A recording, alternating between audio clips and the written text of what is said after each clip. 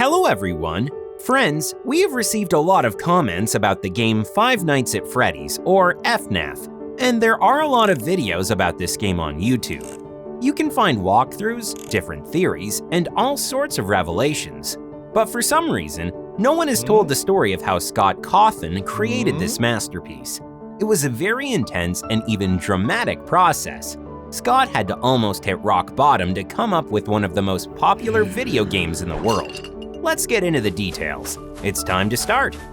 8 years have passed since we all learned about the mysteries of Freddy Fazbear's Pizza, the murdered children, the possessed animatronics, and the mysterious bite of 87. The game's author had no idea how many fans would gather around his product.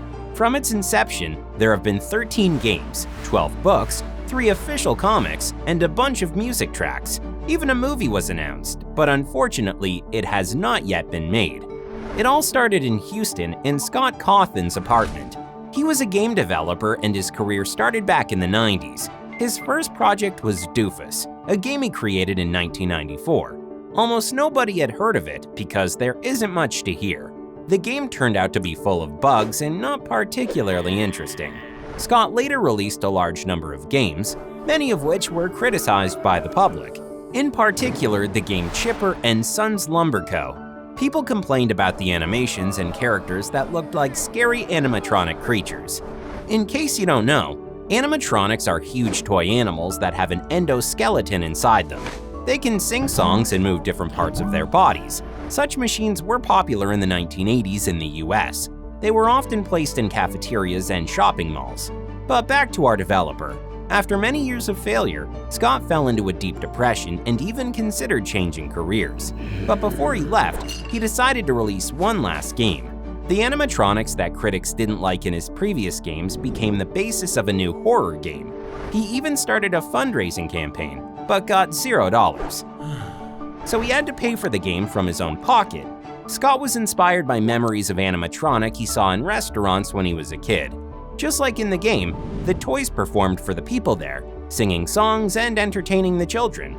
By the way, during the creation of the game, he had nightmares in which animatronic monsters came after him. By the way, the voice that sounds from the phone and helps the main character to settle in at his new workplace is the real voice of Scott Cawthon. And so, in June 13, 2014, an unusual horror game called Five Nights at Freddy's was announced. The next day, the trailer came out and caught people's attention, and on August 8th, the game was released, surpassing all expectations. Friends, we still have a lot of interesting material on the game, but only your reaction to this video, the number of likes, reposts, and comments will help us understand whether you want us to make more videos on this subject or not.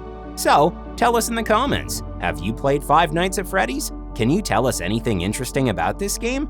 The best comments will be featured in the next video. See you in the next episode of Super Tony. Bye-bye!